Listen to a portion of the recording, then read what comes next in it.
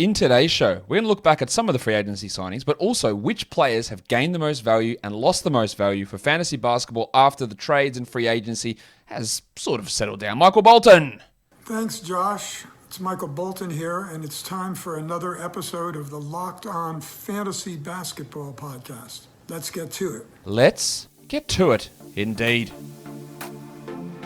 You are Locked On Fantasy Basketball, your daily fantasy basketball podcast, part of the Locked On Podcast Network.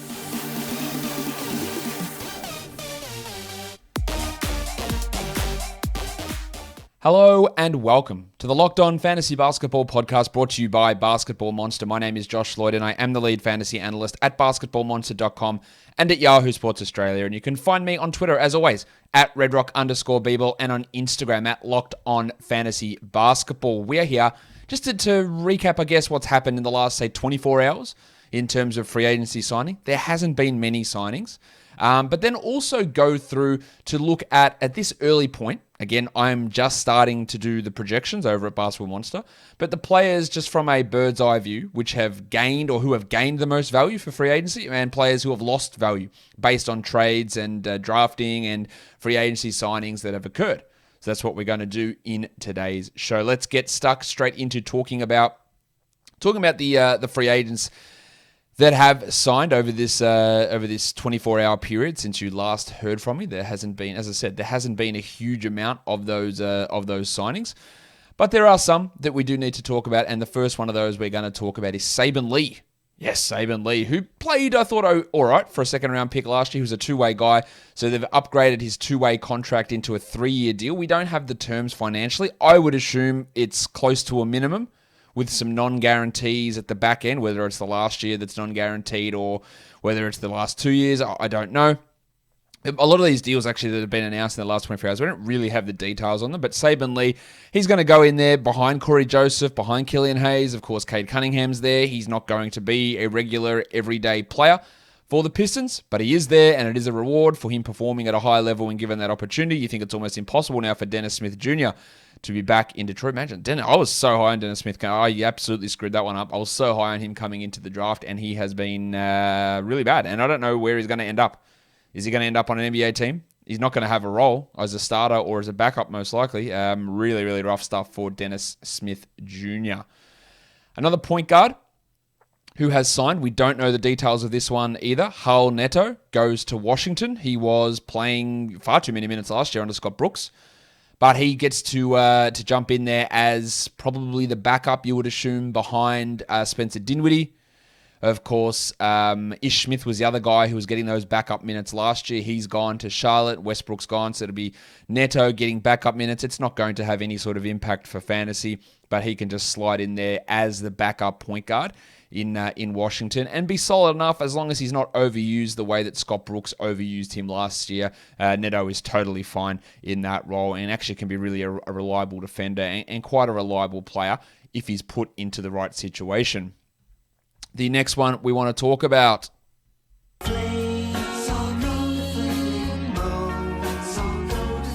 Flaming Mo Wagner. He heads to Orlando, or back to Orlando, to join his brother Franz, who was drafted there. It's a 2-year deal. We don't know the terms. It's likely a minimum deal, but the minutes for him are going to be rough. There is Mo Bamba. There's Wendell Carter Jr. They just signed Robin Lopez. Will Wagner play the 4? Oh, well, if you're going to play the 4, there's John Isaac. There's your brother, Franz Wagner. There is Chuma Akiki in that mix, although a lot of those guys will play the 3. I just don't... Mo's only 24 years of age, but I'm just not really sure where the minutes are going to come for him. And he did put up some okay numbers last year when they were just resting guys and a bunch of guys were injured, but he's probably 4th-string center at this point and maybe 3rd-string power forward, so not a lot there to get too excited about Mo Wagner. This next one, though, is super important, and that's Danny Green. Going back to the Philadelphia 76ers, 2 years, $20 million for Green. Danny Green is just a player who is a winner. And I hate using that term because it's something that's often put out there, not quantifiable. But Danny Green, this is quantifiable. He makes teams better. His advanced numbers are always good. He's a great shooter. He's a good defender. Yes, he's lost a few steps at age 34. That's not to be, that's not unexpected. But when he goes out, he just creates a huge hole. And we saw that when he was injured in that series against the Hawks for the Sixers last year. So going back there, bringing that starting lineup back at this point, who knows what the hell's happening with Ben Simmons, but Curry and Green alongside Harris and Embiid.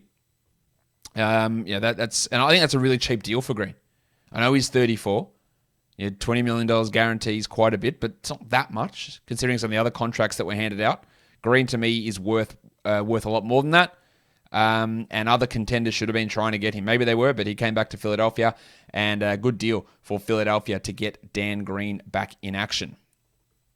Next one. Now, this is a really interesting one. Lou Williams. Remember last year when he was traded from the Clippers to the Atlanta Hawks, and he was like, I think I might retire. How dare you trade me? I'm going to retire. This is a disaster. Then played a sizable role, I guess you would say, for the Hawks, especially when Trae Young was injured in the playoffs. He comes back 1 year, $5 million. But let me put it this way to you. And I had this same issue with this Hawks team last year, and they were never injured. Sorry, they were never healthy. But let's do this. Is Lou Williams in the best 10 players on the Hawks, and will he play every night? So their starting lineup will be Trae Young, Bogdan Bogdanovic, DeAndre Hunter, John Collins, and Clint Capella. There's your starting five. Very hard to debate that, I would have thought. The second unit, they just traded for Delon Wright.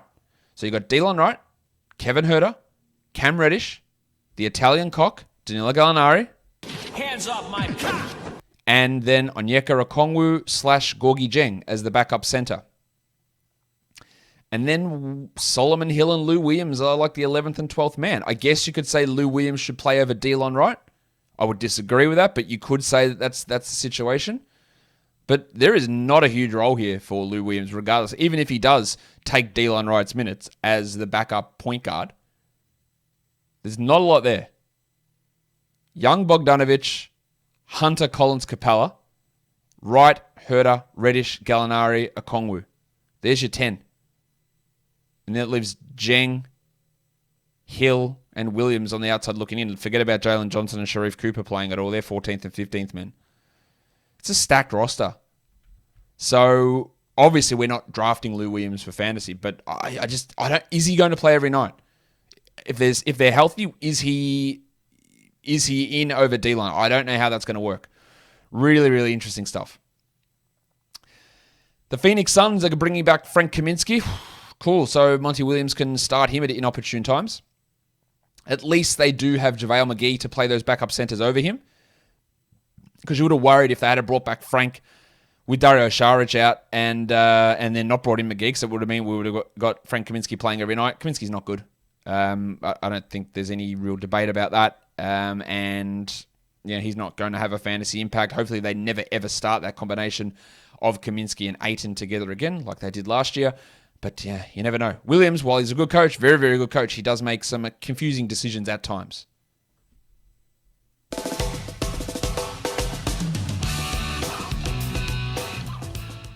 The double royal, Julius Randle. We're going to talk a little bit more about him later on, but he signs an extension. 4 years, $117 million. That means he's going to get paid $150 million over the next 5 years. Now, Julius Randle was an all-star this year. Didn't quite think he should have been. He was All-NBA. I definitely think he shouldn't have been All-NBA second team. I've got no problem saying that out loud. I did not think he should have been second team All-NBA. That is a lot of money. That's almost $30 million a year. But he's 26. It's going to take him through to age 31, this extension. I don't think that that's a bad extension at all. I think, again, you're paying him at age 26 at a pretty nice rate. You think the All-NBA is a little bit skewed. But with what the Knicks seemingly are building at the moment, again, that signing of Kemba Walker really does help them. Maybe it looks ugly for Randle. Remember, the 1920 season, every single Knicks fan basically, trade this asshole off this team. Randle, he is a bum. Get him out of here. So many spin moves. The Tasmanian Devil. Get the ball out of his hands. He is disgusting. I cannot wait to get rid of him. Can't we just waive him now? These were not isolated comments. And now, Randle, the absolute savior, guaranteed. Look, could he go back to being that bum who takes too many contested shots and out-of-control drives to the paint, and the three-point shooting, which improved from like 28% to 40%? If that drops back down, what the hell do we have? There are risks in that, I think, for sure. It's far from a guarantee that Randle, who's had one great season with a lot of other ones not so good, including one in New York, before that he maybe regresses. There is a possibility of that. I would say it's less than 50% chance, but it's not outrageous to suggest that, I wouldn't have thought. But, the move there was pretty good, I think, from him to get that money and the Knicks to do it. It's a risk I think you have to take in that scenario. And then the last sign I'm going to talk about is one that I'm going to guess that majority of you blokes listen to this have never heard of, and that's Ishmael Wainwright. Yes, Ishmael Wainwright, who played for Baylor in college, but then was playing for Strasbourg over in Europe. He is like a 6'5" small forward, 27 years of age.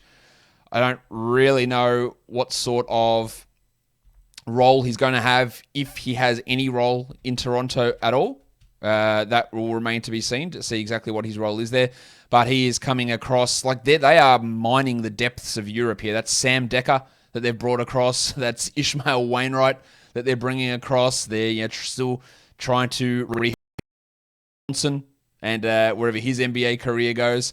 It's not, I wouldn't say they're the most inspiring signings at this point for the Raptors, but hey, the most important signing that Toronto could have made was executed today with Masai Ujiri signing a new contract to become the president of the Raptors. That's an interesting title. I assume it just means that he gets somewhat more power. I don't really know how much more power the dude could have got, but maybe that means he gets a little bit more power there in Toronto.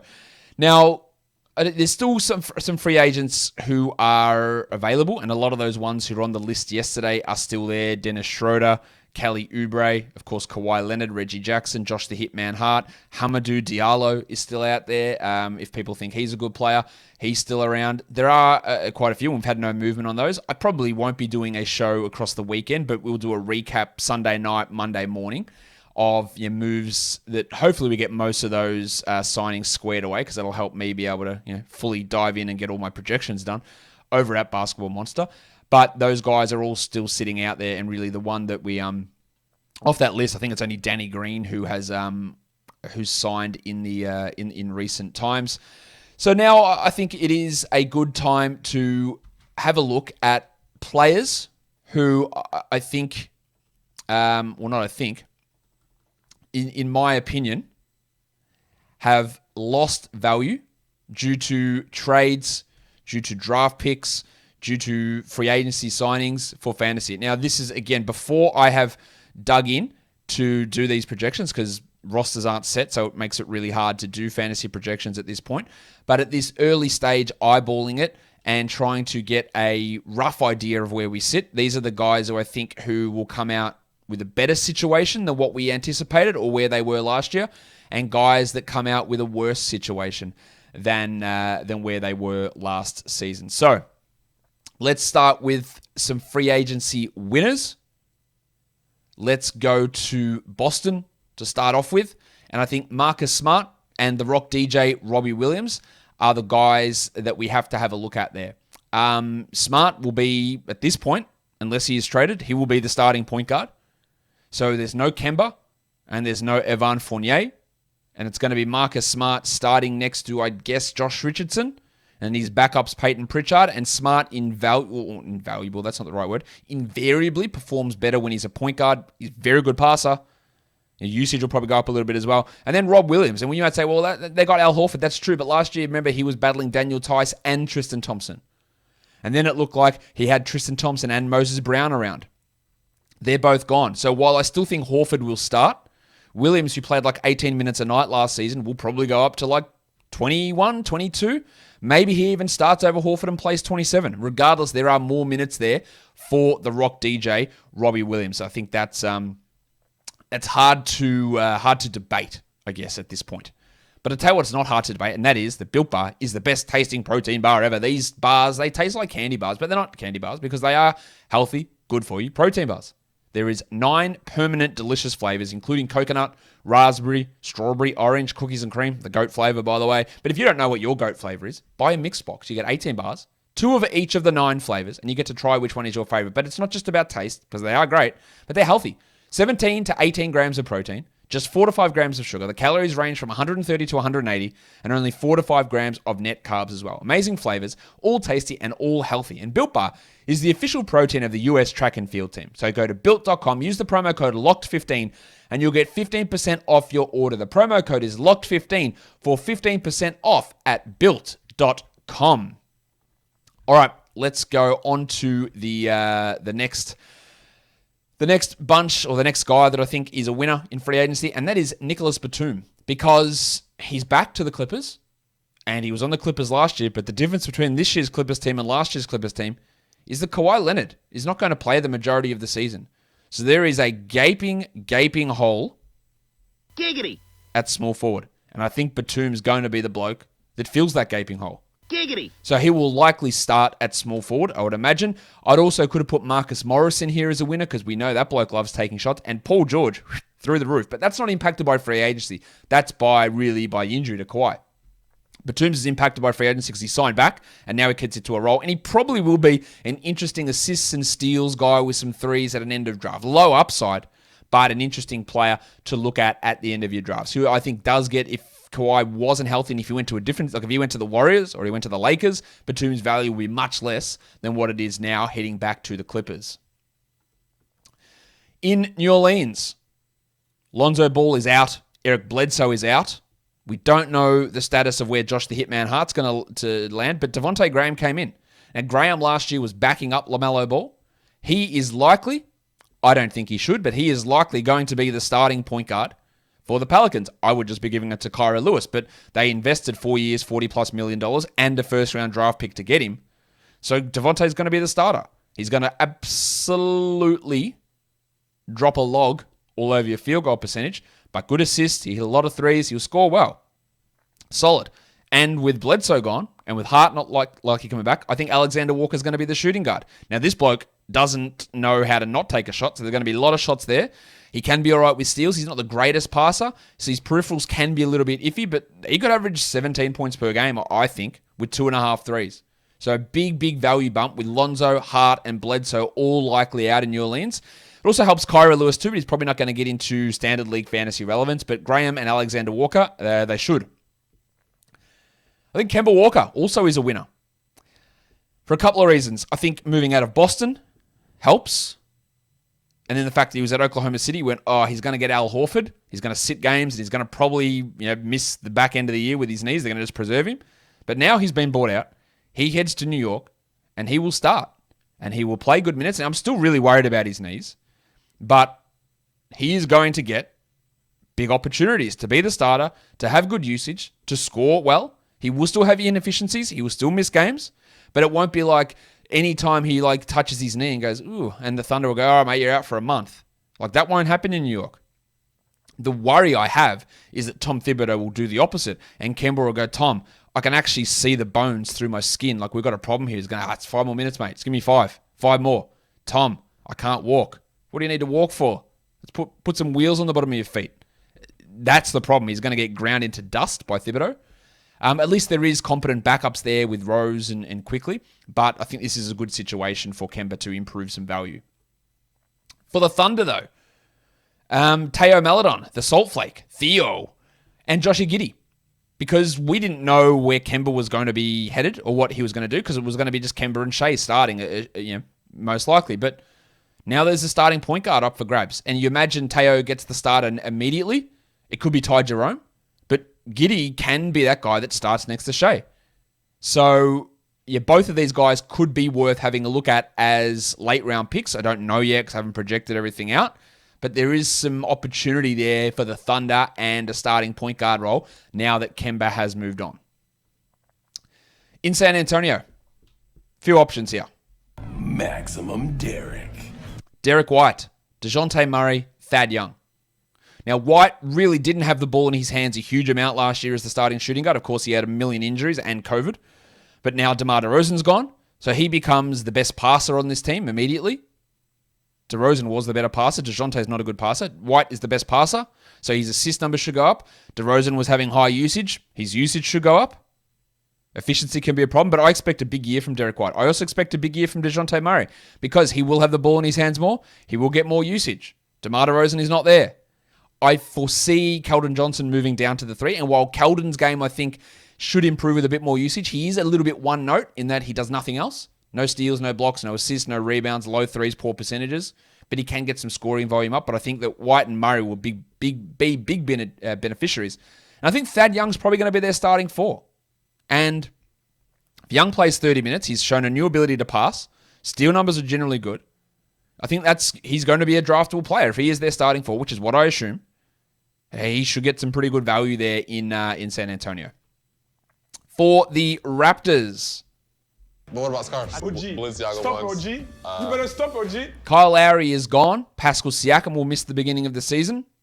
I think that helps OG Anunoby. We saw at the end of last season when Lowry was in and out of the lineup that Nick Nurse just went, OG, I reckon you're ready for more usage. Just go ham. And he went, all right. And it worked out. And it worked out well. And now there's no Lowry and there's no Siakam to begin the season. I think it's a really big boost for Anunoby. And with Lowry gone, I assume they start Van Vliet and Gary Trent. Now, Goran Dragic is there. I don't expect him to be there when the season begins, but if Dragic is there, it does hurt Trent a bit because they'll just start Dragic and Van Vliet. But Trent, to me, has that up. Now, I don't think Trent is very good. You're well aware of that. His fantasy game is extraordinarily limited. He needs to be like a 50% shooter because he offers points and threes and nothing else. And when he has a bad shooting night, there's not much else there. But the value is increased. Now, you could also say it's a boost to someone like Malachi Flynn. Yes, but Flynn will still likely be coming off the bench behind Van Vliet and behind Trent, and he might play 22 minutes, and it won't be enough to be standard league relevant. And then in Washington, Spencer Dinwiddie and Bradley Beal. Dinwiddie moves into a full-time starting role for the first time in his career, very much at risk of being overdrafted. He is a poor percentage guy who has very low steal numbers. He can be a good assist and decent scorer, but low threes, low percentages, low steals does limit his value. Be careful of that. But great opportunity for him. Much better than being in Brooklyn. And then Bradley Beal. He's going to get the ball in his hands more. His usage is going to go back up. He's going to have a great opportunity without Russell Westbrook to put back those numbers that we saw from him in 19-20. And he had those a little bit to begin last year, but then that started to drop off as the season went on. But he has an opportunity to keep those numbers high as we move forward. Let's look at losers. I think PJ Washington is a bit of a loser this year because, as we've stated a lot, that PJ Washington's best fantasy performances tend to come when he plays at center. His centers last year were the oft-injured Cody Zeller and the oft-calcified Bismack Biyombo. I'm not saying that Mason Plumlee is a great center, but I think he's better than those guys, and I feel like James Borrego will bring Mason Plumlee in, and he'll start, and he'll play 28 minutes a night, which Zeller and Biyombo didn't. So that limits Washington's playing time at center. They will not, I don't think, start Washington at center. It'll be Plumlee and he'll start at the 4. So I think that hurts him somewhat. Plus, there's Miles Bridges that you got to give minutes to at the 4 as well. So I don't think we're looking at like a 34, 35 minute a night year from Washington. It might still be stuck at that 31 with the vast majority of those being at power forward, which isn't great for his value. DeMar DeRozan. He now has to share the ball with Nikola Vucevic. It's Big Vucevic. Lonzo Ball and Zach LaVine. Part of his increased value in San Antonio was like 6.9 assists, 7 assists. LaVine's going to handle it. Lonzo's going to handle it. Vooch is going to handle it. I don't imagine DeMar has the same usage or the same assist rate in Chicago, so he's going to lose value from where he was in San Antonio. I think that is almost not a guarantee, but it's pretty close to it. Kelly Olynyk. Remember last year? Absolutely dominating. He was like a top 20 player post-trade deadline. Putting up huge numbers as a starter in Houston. He won't be a starter in Detroit.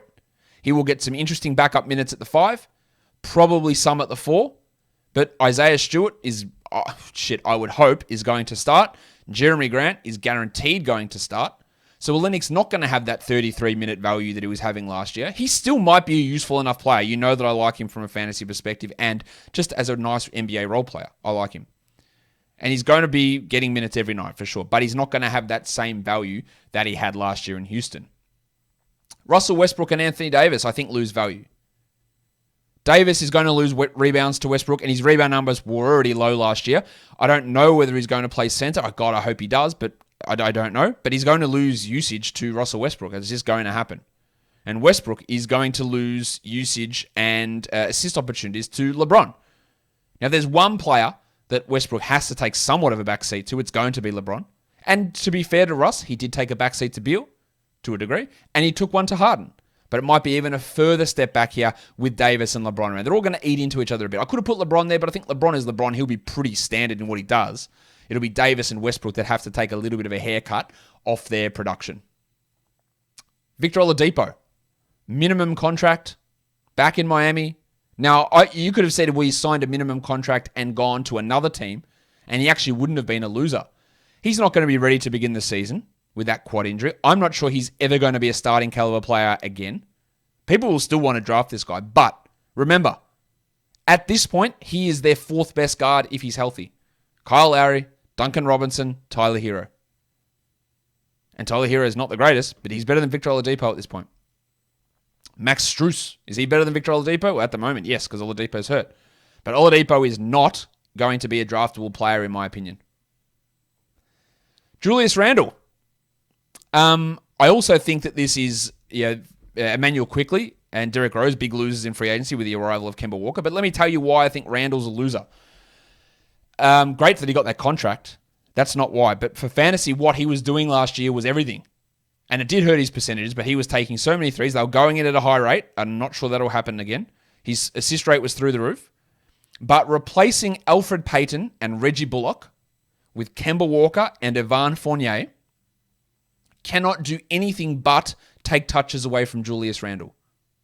Randle can still be the number one guy on the team, and he will be. He can still be really good, and he probably will be.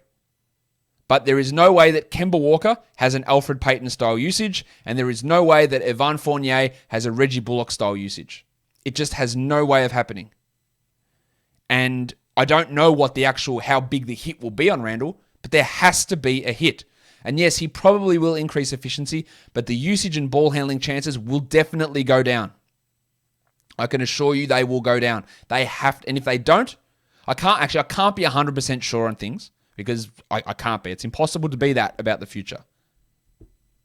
The only thing I could be 100% sure about is that as soon as I finish here, I'm probably going to go get a coffee and take a piss. Like, that's my 100% certainty. But logically, Kemba is going to have the ball more than Alfred Payton. Fournier is going to have the ball more than Reggie Bullock. That is logic. So Randle, therefore, loses value. Andre Drummond, the big avocado. He goes from comparing himself to Kareem Abdul-Jabbar, from dribbling like an absolute dick sniffer in Cleveland and trying to do whatever he can on this high usage, to being a guy that thinks he's a max contract player, to being a minimum salary backup to Joel Embiid.